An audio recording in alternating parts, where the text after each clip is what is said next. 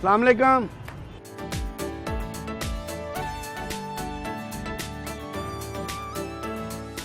अस्सलाम वालेकुम। अस्सलाम वालेकुम जी, क्या हाल है? कैसे हैं? दुआएं, शुक्र है। मेरा नाम गोशी खान है। ये गाड़ी कितने की है? 62 62 लाख रुपए। 62 लाख की। हाँ हाँ, तो फाइनल कितने में मिलेगी? 10,000 कम दे दें आप। 10,000 वाली 62 लाख में 10,000 रुपये आप छोड़ रहे तो हैं। इतना ही मार्जिन है, बाजार महंगा थोड़ा सा, आपको रियायत कर रहा थोड़ी सी। मैं अपने बच्चों के लिए गाड़ी लेना चाहता हूँ। मैं चाहता हूँ चलो कोई कन्वेंस बन जाए। सही है। मेरे पास 25-30 लाख रुपया, तो उसमें कोई 25-30 लाख में तो रिक्शा आएगा, यहाँ सुजुकी आएगी। आप बिजनेसमैन है, आप जुगते क्यों कर रहे हैं? ये जुगतों वाला काम जुगतों- हमारा है, आपका तो नहीं, नहीं। आप तो आर्टिस्ट है ना, तो भाईजान मैं आर्टिस्ट हूँ, मैं आपसे गाड़ी लेने के लिए आया हूँ, आप मुझे कह रहे हैं जाके रिक्शा ले। तो ये रिक्शा तो ले बात तो नहीं नहीं है। तो 25-30 लाख में क्या आता है आजकल?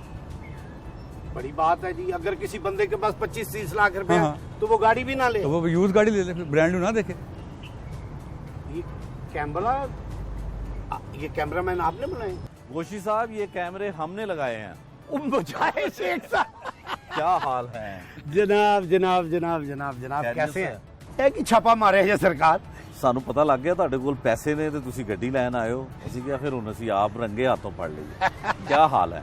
मैं ठीक, आपकी दुआ। गोशी साहब, मैंने तो सुना कि आप भी किसी दौर में गाड़ियों का कारोबार करते थे।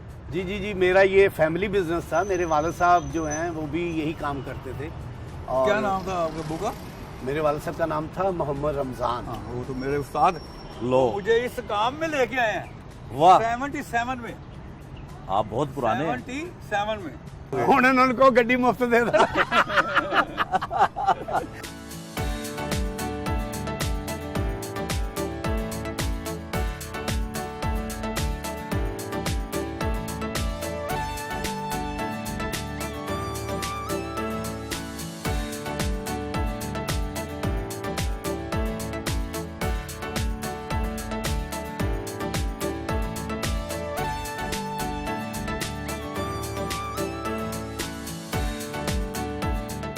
गोशी साहब, इब्तदा कैसे हुई?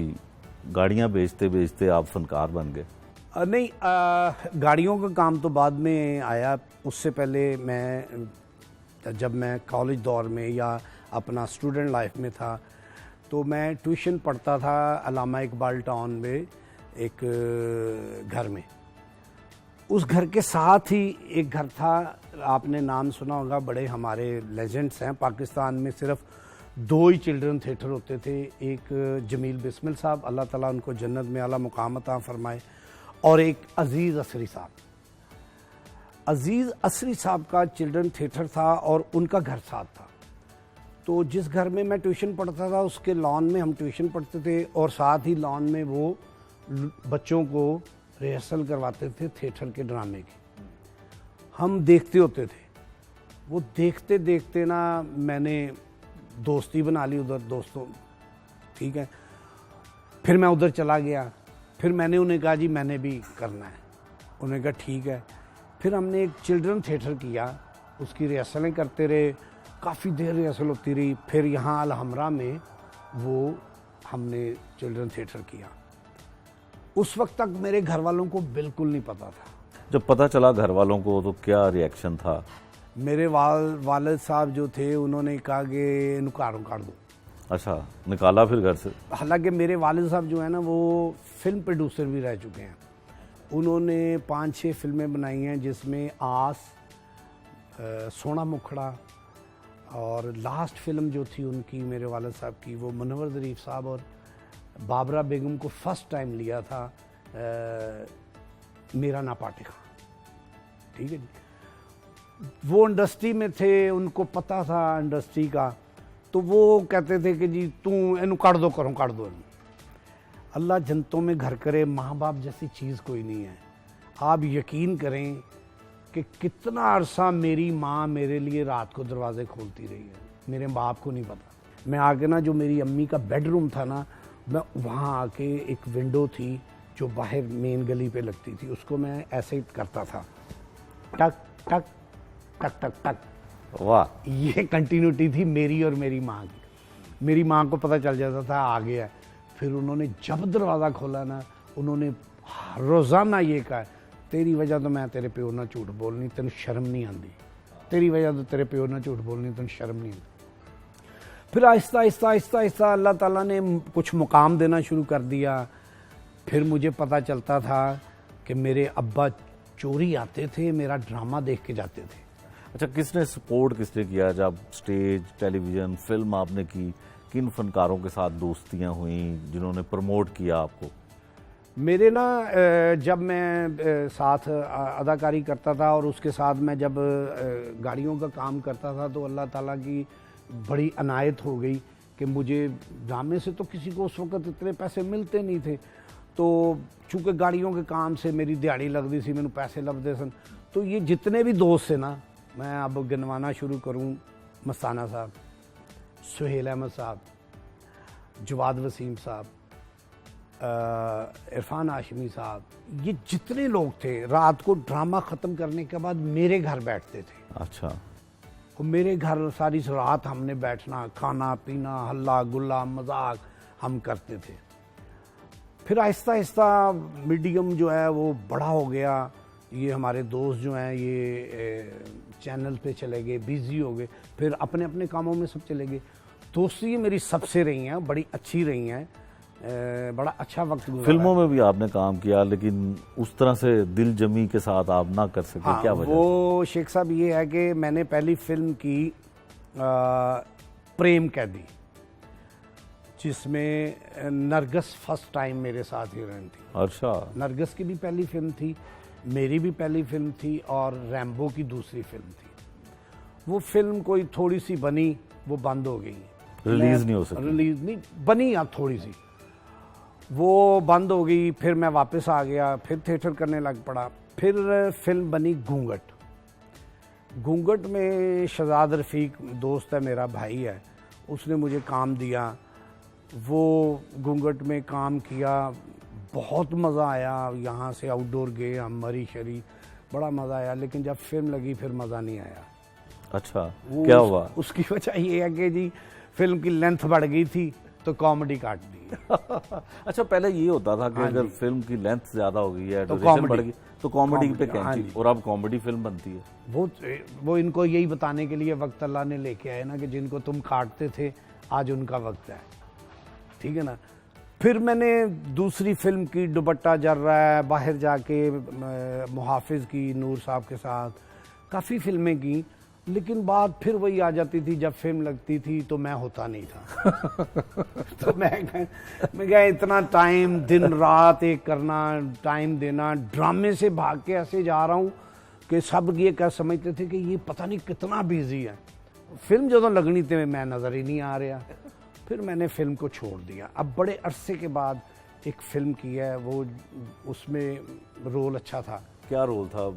सुना कि आपने बाल सर के हाँ, टिंड करवा दी थी। अच्छा। वो ईद पे लगेगी फिल्म, उसका नाम है शॉर्टकट। इसमें और कौन फनकार कौन से? मैं हूँ, मेरे साथ गौहर रशीद हैं कराची से, जुगन काजम है, सना हैं, नसीम विकी हैं, सखावत नाज हैं, नवाज अंजम है, नवाज अंजम का बेटा है। अच्छी कास्ट तो जो भी है, लेकिन फिल्म बहुत अच्छी है। ये जो आप कॉमेडी की बात कर रहे हैं ना, उस बंदे ने बताया कि ये कॉमेडी फिल्म होती है। अब बाकी काम अल्लाह की। गुजी साहब, आपने थिएटर किया, अफजाल अहमद साहब के साथ आपकी बड़ी मोहब्बत रही, ऐसे शाहकार ड्रामे आपने किए, फिर थिएटर वो वाला रहा ना। अफजाल साहब भी ज़ाहिर आप बीमार हैं, क्या वजह हुई कि कंटिन्यू उस तरह से थिएटर को नहीं कर सके आप? जो काम हम कर चुके हैं ना जी अफजाल साहब के साथ, उसको बाहर तरसते हैं हम, वो मिलता नहीं। जब मिलता नहीं फिर दिल नहीं चाहता। बेसिक बात ही है। हमने तकरीबन 8 साल में 3 ड्रामे किए हैं। अच्छा। सिर्फ 8 साल में 3 ड्रामे। जन्म जन्म की मैली चादर 3.25 साल चला। ये तेरे कमाल के बंदे 2.5-3 साल वो चला। ये कुर्बतें फासले 3 साल वो चला। ये 3 ड्रामे ऐसे हैं, और इसकी प्रोडक्शन और इसकी कहानी।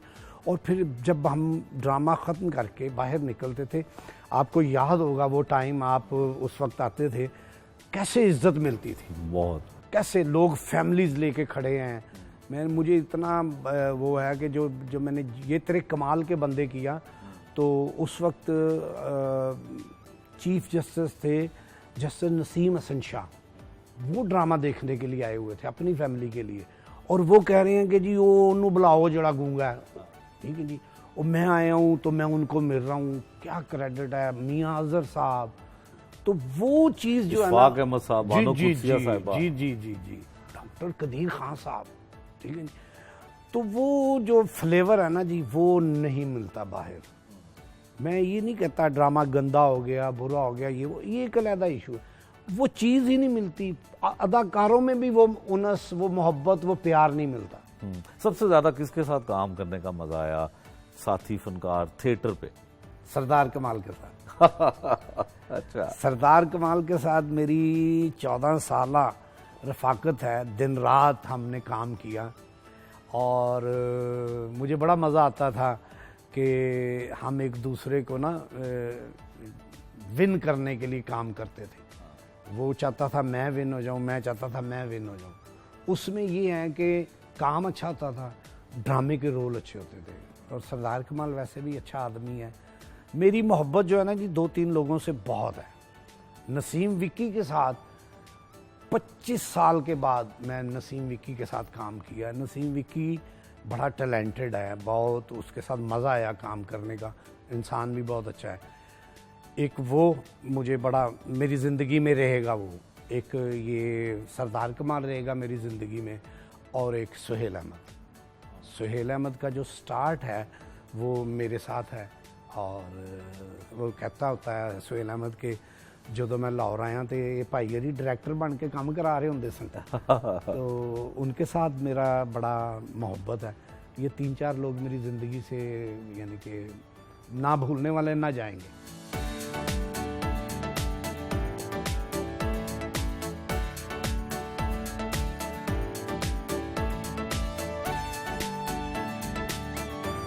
शेख साहब, ये जिस शख्सियत से मैं आपको मिलवाने लगा हूँ, ये मेरी मुँह बोली बहन है, और ये सारा सेटअप जो है ये इन्हीं की कोशिश है और इन्होंने ही लगाया है, और मैं गाहे बगाए इनके पास आता रहता हूँ। और अच्छा जी, मुंह बोली बहन और बहन में क्या फ़र्क होता है जी, इसका क्या? मैंने यानी कि मेरी तो रेल बहन है, हाँ, से भी आगे हैं।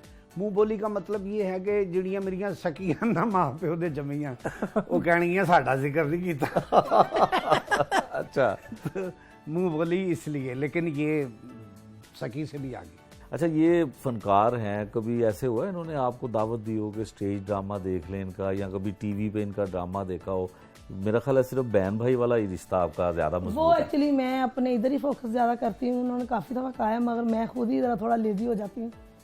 तो क्या इंशाल्लाह वैसे प्रोग्राम देखते हैं माशाल्लाह।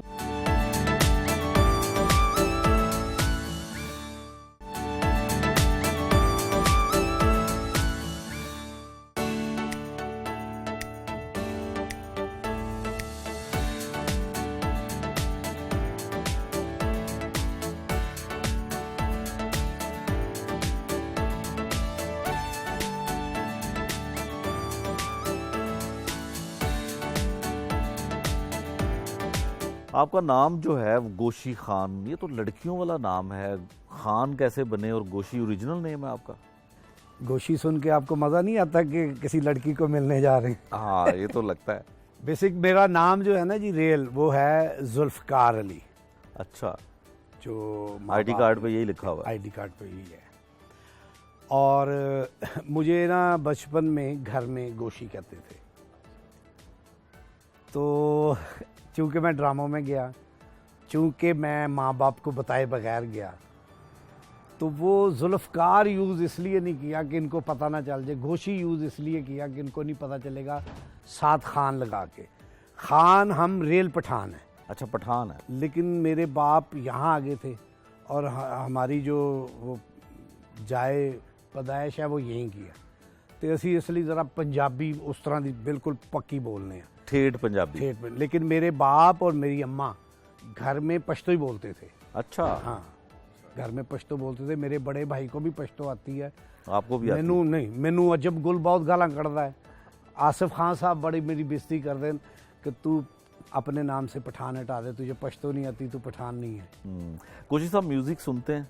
जी जी बिल्कुल। किस तरह का म्यूजिक? म्यूज़िक अगर ज़रा थोड़ा सा समझें कि गुम होने के लिए, यानी कि दुनिया से ज़रा गुम होने के लिए, तो फिर मैं सुनता हूँ नुसरत साहब को, वाह। और उसके साथ साथ मैं मैडम को भी बहुत सुनता हूँ, और ग़ुलाम अली साहब की गज़लें बहुत सुनता हूँ। और लेटेस्ट में अगर आ जाएं तो फिर ये जो हमारे हमसाया में सिख लोग हैं, वो बहुत अच्छी शायरी हाल ही में सिद्धू मूसेवाला जो है उनको मर्डर कर दिया, उसको भी सुनते कैसा हैं? आला सिंगर था वो, कैसे। और देखो अल्लाह ताला ने उसके मुंह से हर वो बात निकलवा दी जो उसके साथ होनी थी, हाँ। गाने की सूरत में कर दिया उसने। तो कभी मुलाकात ऐसे हुई है सिख बरादरी के जो गुलकार हैं? आजकल तो फनकार बड़ी फिल्में पंजाबी। मैं शेख साहब, मुझे अब बेसिकली सन याद नहीं आ रहा, मैं इंडिया गया था जब फिल्म बननी थी पिंड दी कुड़ी। उस दौर में मैं गया था जब तो मेरी पहली मुलाकात मिका सिंह से हुई थी। उस वक्त ये इतना पॉपुलर नहीं था, लेकिन इसका गाना बहुत पॉपुलर था, वो जो सावन में लग गई आग दिल हुआ खार, तो वो इसका बड़ा पॉपुलर था। इससे वहाँ मुलाकात हुई और इसने बताया कि मैं दलेर मेहंदी का भाई हूँ। और उस वक़्त हमें सिर्फ आप ये समझ लें कि बिल्कुल वो ये शर्मा जो है, कपिल शर्मा, ये बिल्कुल ऐसे था जैसे थिएटर पे एक नया लड़का नहीं होता कि आप जाते हैं किसी स्टार को मिलने तो उन्होंने कहने जा यार बोतलां लेके आ, ये कपिल शर्मा बिल्कुल ऐसे था। और कपिल शर्मा ज़्यादातर दुआएं दे नसीम विक्की को, जिसने वाकई जाके यहाँ की कॉमेडी उसको सारी बता दी, और अल्लाह ताला ने उसको की कहते हैं भाग लाते। हाँ ऐसे ही है। अच्छा, एक आपका किरदार था बड़ा मशहूर, ये तेरे कमाल के बंदे, जो स्टेज प्ले था, उसमें आप गूंगे बने थे।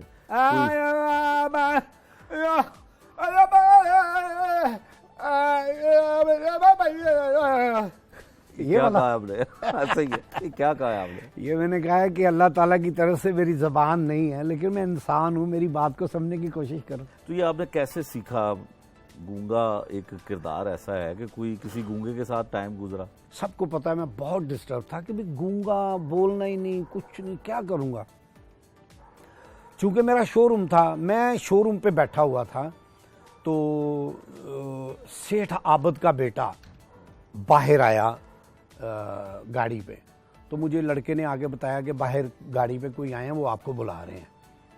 तो मैं बाहर गया तो मैंने देखा सेठ आबद साहब के बेटे थे, तो वो गूंगा था। हाँ, मेरे ना एकदम स्ट्राइक हुई कि अल्लाह ताला ने ना मुझे मेरा काम मेरे घर पहुंचा दिया। अब मैं ना उससे गुफ्तगू करने लग पड़ा गाड़ियों के मतलब। वो अपनी गाड़ी का पूछ रहा है ये कितने की है, और मेरे पास जो खड़ी हैं कुछ गाड़ियाँ उनके रेट पूछ रहा था। अब वो मैं ना उनसे सारी बातें करता करता ना उसको मैं वॉच कर रहा हूँ। फिर मेरे जहन में एक बात आई कि यार इनको गुस्सा आता है तो ये क्या करते हैं, ये करना चाहिए। तो वो गुस्सा दिलाने के लिए मैंने उसको कहा कि, उसने कहा मेरी गाड़ी कितने की होगी, मैंने उसके बहुत कम पैसे लगाए। तो वो मुझे कहता ये गाली दी उसने मुझे। हाँ। ये मैंने पकड़ ली, ये चीज़ मैंने पकड़ ली और कुछ उसकी हरकतें नोट कर ली। यही मैंने किया ड्रामे में, तो अल्लाह ताला ने इज्जत दी। सबसे ज्यादा वो कैरेक्टर में क्या हिट हुआ जो गूंगे वाला आप था करते? दो चीज़ें हिट हुई थी। एक तो पहली क्लैप थी मेरी कि सरदार कमाल अजब गुल को डिस्टर्ब करते हैं और अजब गुल उसके पीछे जाते हैं और मैं सेंटर स्टेज में हूँ, ये लेफ्ट डॉन पे अजब गुल है और सरदार कमाल उसके नीचे से ना वो मूड़ा खींच के कहता है कि गुस्सा क्यों कर दो अन्ना साहब, बैठ के गल करो। अब वो मूड़ा इतनी देर में उठा के मेरे पास रख देता है। अब उसने बैठना है और मैंने नीचे मूड़ा लगाना है। ये पहली क्लैप थी मेरी और इस पे हमने इतनी प्रैक्टिस की कि अफजाल साहब ने एक टाइम आया, उन्होंने कह दिया कि यार इसको दफ़ा कराओ, आगे चलो। मैंने कहा जी मैं इसको नहीं छोड़ूंगा। इसकी वजह यह है कि मेरी ये फर्स्ट क्लैप है, मैं तो पूरे ड्रामे में गूंगा हूँ, यही मेरी ये क्लैप है, मैं इसको क्यों छोड़ दूँ। अब फिर मैंने और अजब गुल ने आपस में डिसाइड किया कि आई थिंक तुम सोच रहे हो अजब गुल कि ये लगेगा तो मैं बैठूंगा, तो मैं सोच रहा हूँ कि ये बैठेगा तो मैं लगाऊंगा, ये दो चीज़ें हैं। तुम अब्रप्ट बैठो, मैं अब्रप्ट लगाता हूँ, अल्लाह मालिक है, देखी जाएगी। वो यही होता था। और आप यकीन करें कि 2.5-3 साल एक दिन ऐसा नहीं कि वो गिरे हों। टक लगता था और ऐसे कंप्यूटर की तरह टक टक ऐसे होता था। और दूसरी चीज़ वो थी जो वो सेठ आबद साहब के बेटे ने जो गाली दी थी ना, वो वाली, वो बड़ी, वो जहाँ गुस्सा आता था वो यही कहता ये था।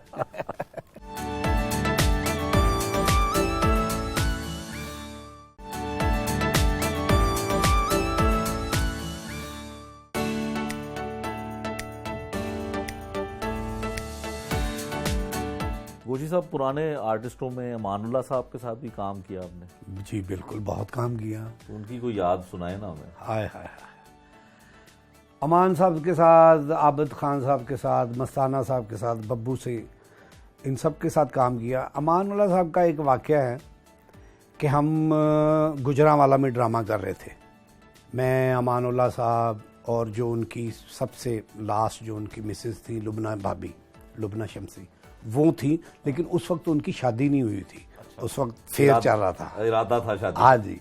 एक दिन वो वहाँ से अमान साहब ये लोग जाते थे फैसलाबाद अगले ड्रामे की रिहर्सल करने के लिए, और मैं और नासिर भट्ट साहब लाहौर आ जाते थे।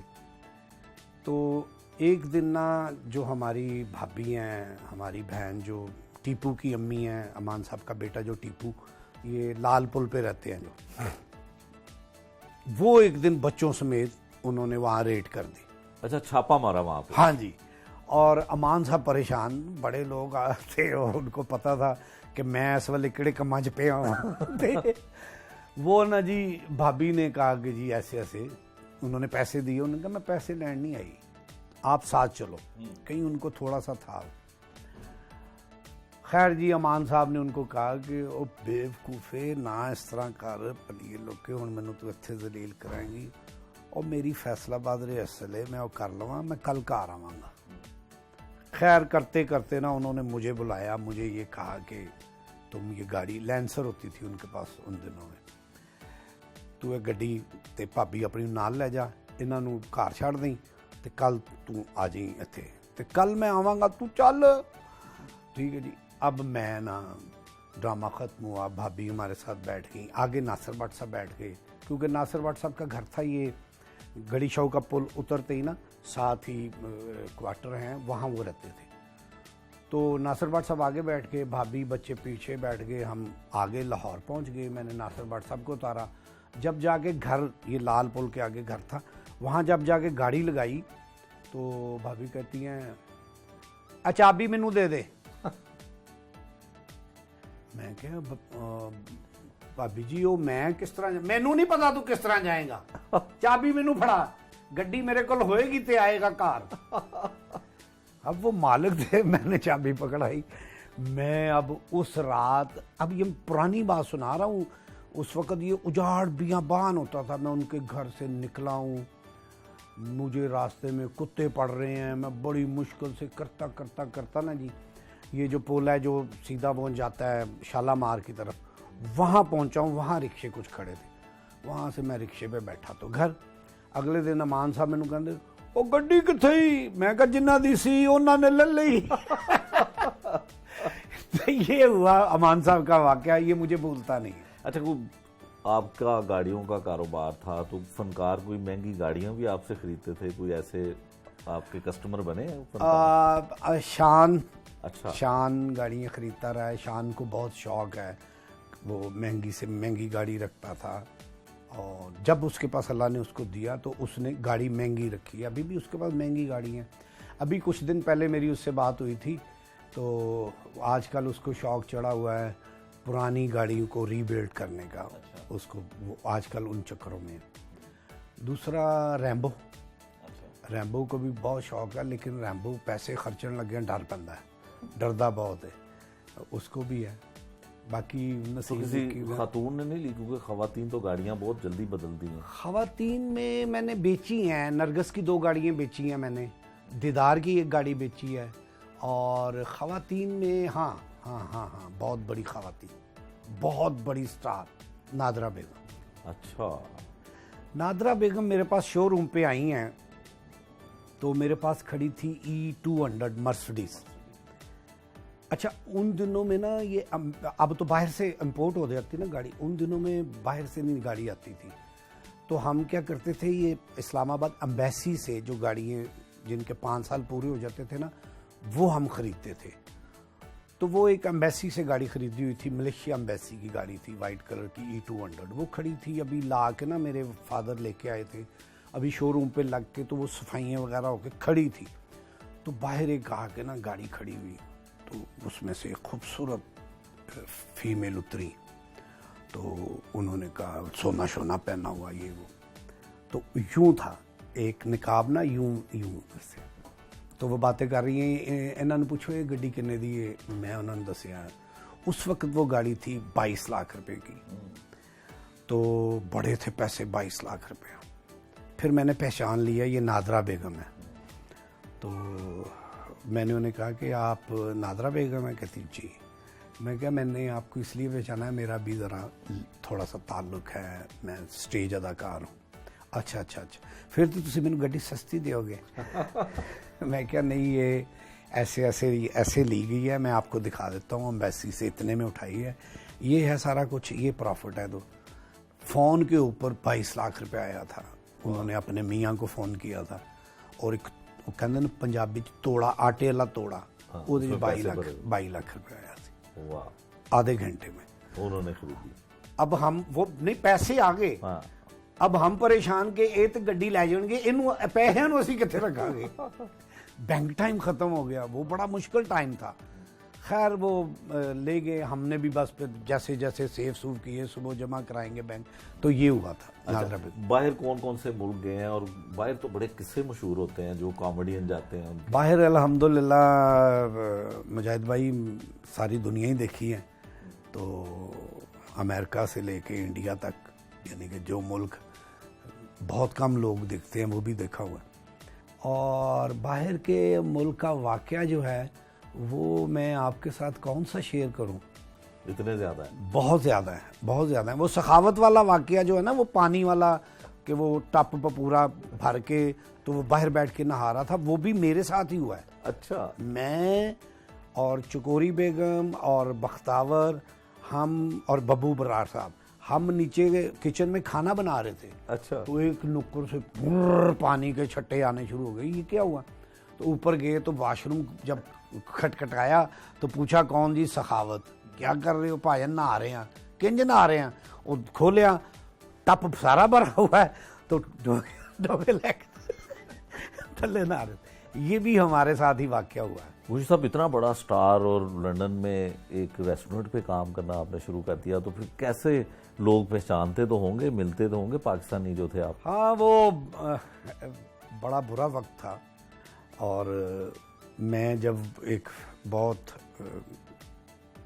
फास्ट फूड रेस्टोरेंट था उस पे काम करता था, तो जब मैं उसका यूनिफॉर्म पहन के अपनी बस पे जाता था, जिसमें वहाँ अपने एशियन लोग मिलते थे, वो डिस्कस करते थे, पहचान लेते थे।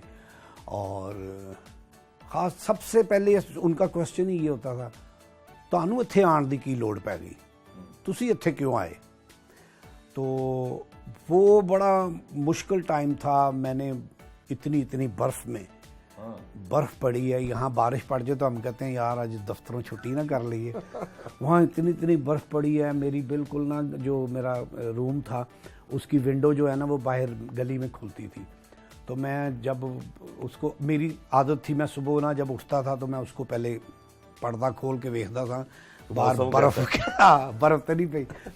तो वो बर्फ़ पड़ी होती थी, लेज़ीपन आता था, सारा कुछ आता था, लेकिन चूँकि जाना होता था, जाना पड़ना था, तो वो फिर मैं उठ के जाता था इतनी बर्फ़ में। जब मैं अपने स्टोर पे पहुंचता था तो हाथ पांव कांप रहे होते थे। और फिर मेरे ना रात को जब मैं काम करके घर आता था, मेरे हाथ, वो आपको पता है ठंडा और गर्म दोनों काम थे ना, यानी कि एक चिलर से जाके आपने चिकन निकाल के लाना है, ठंडा है, और जब उसको आपने डीफ्रोस्ट करना है वो भी ठंडे पानी में करना है, और जब उसको मेकिंग करके अपने मशीन में डालना है, वो सारा गर्म काम है। तो वो ठंडा गर्म काम करते करते ना मेरे ये हाथ दर्द होते थे, सख्त दर्द होते थे। मैं अब आपको बताऊं कि मैं यानी कि अपने हाथ यूं बाकायदा चेयर के नीचे, ये जो पाया नहीं इसके नीचे रख के और ऊपर आप खुद बैठता था यूं, इतनी दर्द होती थी मुझे कि मेरी दर्द कम हो जाए। और रात को मैंने बेड छोड़ दिया था क्योंकि दर्द इतनी होती थी कमर में और जिस्म में। तो मैं ना वो जो पानी वाले हीटर हैं वहाँ, वो हीटर के साथ अपनी पूरी ना कंबल को लगा के और सारी रात यूं हीटर के साथ यूं सोता था, तब जाके कहीं सुबह फ्रेश होता था। अच्छा, आर्टिस्ट वैसे कोई और काम नहीं कर सकता क्या? बहुत नज़ाकत उसमें आ जाती है, नफीस हो जाते हैं, क्या कर? नहीं, मैं आपको एक बात बताऊं, अल्लाह ताला ने शेख साहब इंसान को बनाया ऐसा है कि ये सब कुछ कर सकता है, अंदरों मर जावे तो एक अलहदा गल है, ठीक है ना, वो अंदर से मर जाए एक अलहदा बात है। अदरवाइज इंसान को तो हर चीज़ से ऊपर रखा हुआ है, वो सब कुछ कर सकता है। मेरे जैसे बंदे ने किया, मैंने इतना काम किया है कि मैं आपको बता नहीं सकता कि जब मैं स्काइप पे घर बात करता था तो मेरे बच्चे, मेरी बीवी रोती थी कि आप वापस आ जाएं, ये हालात थे। लेकिन चूँकि कमाना था, जाना पड़ा। लेकिन अपना मुल्क बहुत याद आता है, अपना मुल्क, अपना क्या बादशाह है। वो लहदा गल है कि इत्थे किसी ने मोटरसाइकिल वजे तो अगला कहता वो की ये मर गए हैं, चंगा भला ही है।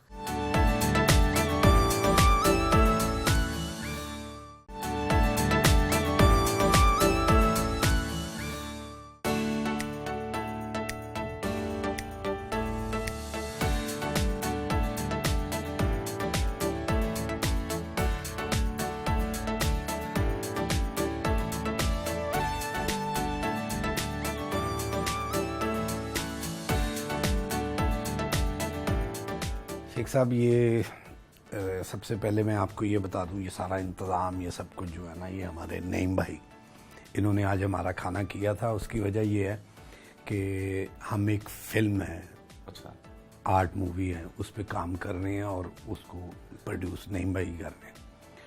और आगा साहब मेरे साथ हैं उसमें। आगा साहब तो आपको पता है, बड़ी दुनिया, वड्डा मुँह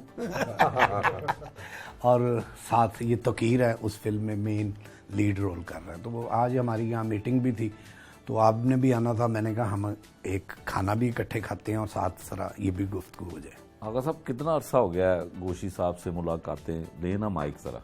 शेख साहब, वो जहाँ तक गोशी भाई को जानने की बात है, तो ये माशाल्लाह मेरा ख्याल है ये बात है कोई सन 2000 की, जब मेरा उन दिनों ताल्लुक़ था इस्माइल तारा साहब और ज़ेबा आपा के साथ। तो वो एक दिन ना अफजाल साहब उनको ना कास्ट करने आए अपने ड्रामे में, ये भी साथ थे। अब मैं वैसे ड्रामे के हवाले से तो इनको जानता ही था, फिर अफजाल साहब ने मैं जिंदा पहली बार ही देखा। मैं परेशान हो गया कि अफजाल साहब और साथ गोशी भाई, तो इनके साथ एक बड़ा घर वाला ताल्लुक हो गया। फिर हमने सिटिंग्स करनी, बैठना, असी गुरबत भी बड़ी वेखी। अच्छा, खाना खा बैठे तो दोवां कोल पैसे नहीं। फिर एक मकतूल घड़ी थी मेरे पास, वो फिर वो जो था ना, वो आता होता था ड्रामे देखने, ये जो मुस्लिम टाउन मोड़ पे था, वो फजले आग, उसने ना गोशी साहब कहता जान दो कुछ स्टार है, कहना तुम जाओ, आ जाएंगे पैसे। और पैसे कितने बने? 283 रुपए। और वो ही नहीं है। हाँ जी, असी वो भी बड़े थे। अफजाल साहब खाते होते थे गुर्दे कीमा, असी उन्हों दी रीस कर बैठे थे पैसे से। तो वो वक्त भी देखे सारा कुछ। मगर ये है कि एक हसन मुराद साहब, इन्होंने मुझे बड़ा गाइड किया और गोशी भाई हसन मुराद भी बहुत अच्छा इनके साथ। और गोशी भाई ने तो मतलब अशरफ खान साहब के बाद ना ये दूसरे आदमी है जिन्होंने मुझे उंगली पकड़ के चलाया। अशरफ खान साहब वाला वाकया क्या है जो आपने टीवी पे, तो ठाकुर साहब को कहा जी अपना सामान ले आए? हाँ जी, उनसे पहले एक वाकया अशरफ खान साहब को मैं बताता हूँ। तो एक दफ़ा ना मैं जा रहे थे, तो बैठे हुए, तो मैंने अशरफ खान साहब को कहा कि फिरदौस जमाल साहब को 28 साल की उम्र में ना प्राइड ऑफ परफॉर्मेंस मिल गया। तो कहते तेरी कोई ख्वाहिश हो? मैं कहा पायन, मैं ना मेरी ख्वाहिश है कि मैं 27 साल च प्राइड ऑफ परफॉर्मेंस ले ला। मैं फिरदौस साहब का रिकॉर्ड था। ਅਸ਼ਰਫ ਸਾਹਿਬ ਨਾ ਅਬ ਉਨਕਾ ਜੋ ਸਟਾਈਲ ਹੈ ਕਹਿੰਦੇ ਉਹਨਾਂ ਇੱਕ ਬੰਦਾ ਸੀ, ਉਹਨੇ ਆਪਣੇ ਦੋਸਤ ਨੂੰ ਕਿਹਾ ਜਿੰਨੇ ਵੱਡੇ ਲੋਕ ਨੇ ਦੁਨੀਆ ਤੋਂ ਚਲੇ ਗਏ ਨੇ, ਕਾਇਦੇ ਆਜ਼ਮ ਸਾਹਿਬ, ਇਲਾਮਾ ਇਕਬਾਲ ਸਾਹਿਬ, ਲਿਆਕਤ ਅਲੀ ਖਾਨ ਸਾਹਿਬ, ये रात दी मेरी भी बड़ी तबीयत खराब है। कहता पुत्र तेरी तबीयत खराब है। तो वो फिर वो जब हम एक ड्रामा करते थे पीटीवी पे, तो उसका नाम था अफसर बेकार खास, तो मैं उसके 5th एपिसोड से इन हुआ था। तो वो ना मैंने एक टोन बना ली। अब अशरफ खान साहब और ठाकुर साहब और मैं उस सीन में, तो अशरफ खान साहब कहते हैं ओए तुम्हारा नाम क्या है? मैं कहते मेरा नाम है शफकत चौहान। कहते हैं मुंह से चिंगम निकाल। मैं कहते चिंगम नहीं, मेरी पैदाइशी प्रॉब्लम है सर, एक्चुअली मैं जब कहता वो ना ये टोन बन गई। वो सीन खत्म हुआ तो खान साहब ना ठाकुर साहब कहते तगड़ा हो जाओ, अपना छाबा लेके आ गए। लेकिन वो इतनी अच्छी उसमें हमारी केमिस्ट्री बनी मेरी और ठाकुर साहब की। एक दफ़ा आप यकीन माने वो 25 मिनट का ड्रामा था, जुगतें शुरू हो गई, मैं और ठाकुर साहब 45 मिनट जुगतें करते रहे। तो ऊपर से उन्होंने पैनल से आगा साहब ने कहा ये किन्ने मिनट का ड्रामा है? कहता जी तुसी, मैं कहा जी तुसी कट ही नहीं कह रहे। कहता कट नहीं कहांगा तो कल तक करते रहोगे। वो बड़ा अच्छा एक माहौल बन गया और ड्रामा भी। फिर उसके 140 एपिसोड्स हुए और उसमें सारे बड़े अच्छे। मेरे लिए ना जब सेट पे होता हूँ ना, मेरा सीखना होता है। मुझे कवि खान साहब ने ना बड़े शुरू में एक बात की थी, उन्होंने कहा था बेटा जब स्टार्स में काम करना है ना, तो ये नहीं सोचना कि इन्हें गिराना है, ये सोचना है कि मुझे इनमें अपनी मौजूदगी का एहसास दिलाना, बस वो एहसास दिलाओ तुम कामयाब हो जाओ। वो यही छोटी एसातिज़ा से सीखी। अच्छा जी, आप बताएं कि नए प्रोजेक्ट में हीरो आ रहे हैं ना, उतार लो वेल्डिंग करनी में। नहीं आगे भाई वेल्डिंग नहीं हीरो है ना, उन्हें तो राती सोन लगे भी लाई होती है। मैं मुजाहिद भाई गोश साहब के साथ मेरा भी ताल्लुक 6 साल से है। सो मैंने सर के साथ थिएटर स्टार्ट किया था, तो अभी मैं इनके साथ एक न्यू प्रोजेक्ट कर रहा हूँ। इनकी अपनी प्रोडक्शन है, जो फिल्म बना रहे हैं, उसमें मैं मेल लीड पे काम कर रहा हूँ। सो उसके लिए सर ने मुझे यहाँ पे बुलाया है। तो 6 साल पहले आप कहाँ थे? 6 साल पहले मैं सर के साथ, जब मैंने मतलब सर को ज्वाइन किया ना गोश साहब को, मैं भी थिएटर करता था। तो एक ड्रामा आया, वो एक्चुअली ड्रामा था हसन मुराद साहब का। तो उसमें जो है काफ़ी क्रीम कास्ट थी, थिएटर के सारे स्टार्स थे, मतलब जितने भी स्टार्स हैं, लाइक विक्की साहब हो गए, गोशी खान साहब हो गए, हसन मुराद साहब। मैंने कवि साहब के साथ भी थिएटर किया है, आर्ट प्लेस।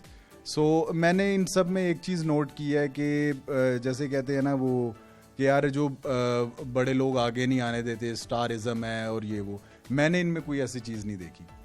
अगर मैं इनके साथ खड़े होकर परफॉर्म कर रहा हूँ टीवी पे या थिएटर पे, तो पहली बात तो ये है कि वो मेरी गुड लक है कि मैं इतने बड़े नामों के साथ काम कर रहा हूँ। गोशी साहब बताएं, फिर ये नए प्रोड्यूसर और फाइनेंसर आपकी फिल्म के हैं? नहीं, ये ना नईम भाई हैं, और नईम भाई मेरे, इनकी भी स्टोरी मेरे नाल हर बंदा स्टोरी लैके टुरे है। यानी कि नईम भाई मेरे पास ड्रामे में शिगिर्द होने के लिए आए थे। अच्छा, एक्टर बनने के लिए, और ये कुछ अरसा मेरे साथ रहे। अब आगे ये खुद सुनाएंगे सब कुछ। सुनाएं जी नईम साहब। जी, मुजाहिद साहब, गोशी साहब से मेरा 25 साल पहले मैं इनके पास गया एज एक्टर बनने के लिए, लेकिन गोशी साहब बड़े अच्छे इंसान थे। उन्होंने कहा जी आप एक्टर नहीं बन सकते, आप कोई काम करें, आप प्रोड्यूसर बन सकते। आप प्रोड्यूसर, अब उन्होंने कहा, लेकिन मैं पुरानी बातों को बता रहा हूँ। अब अल्लाह ने इनको पैसे दे दिए। मैंने बिजनेस शुरू किया इनके ताबन के साथ, इनसे मैं मशावरत भी करता रहा, बीच में इनसे मुलाकात भी होती रही, इन्होंने मेरी बड़ी हेल्प आउट की। अल्लाह का शुक्र है, आज एक्टर तो नहीं बन सके लेकिन बिजनेसमैन बन गए हैं। अच्छा। तो आप 25 साल से कुछ आज भी बिजनेसमैन भी बनाते हैं? हाँ, बिजनेसमैन भी लाजमी क्वालिटी है, जो एक्टर बना सकता है बिजनेस बना सकता है। इनकी नीयत शुरू से अच्छी थी। मेरा चूँकि मैं बिजनेस करता रहा हूँ और साथ अदाकारी भी।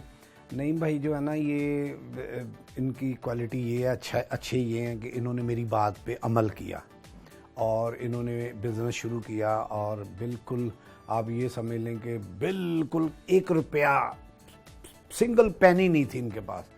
लेकिन वो कहते हैं ना, रब्बे करीम रास्ते बनाता है। अल्लाह ताला ने इनके लिए रास्ते बनाए और आज ये देखें, अल्लाह ताला ने इनको ये डिफेंस में बड़ा खूबसूरत घर दिया है। आज इनके घर हम आए हैं। अब फिल्म के प्रोड्यूसर असी इन्हों घेरिया नहीं। अल्लाह ताला ने से बने प्रोड्यूसर? मैं बताता हूँ, अल्लाह ताला ने इनको पैसा दिया है। मैं कहा यार मैं तेरे लिए इन्ना कुछ किया, तेन इस काम तो कढ़िया, तू साढ़े ते इन्ने के पैसे तो ला दे, असी कोई फिल्म बना लीए। तो वो इन्होंने हामी भरी है। चूँकि ये एक आर्ट मूवी है, 60 मिनट की है और उस पर इतनी इन्वेस्टमेंट भी नहीं है और अदाकार भी कोई बड़े नहीं है। हमने अदाकार लेने हैं जो काम करें, तो वो ये है। खुद भी कर रहे हैं काम? नहीं, खुद नहीं कराना है ना को। नहीं, खुद मैं क्यों करूँगा, अब दौर गुजर गया वो। अब हम प्रोड्यूसर बन के देखेंगे फिल्में किस तरह बनती हैं और क्या कैसे उसका देखेंगे इंशाल्लाह ताला।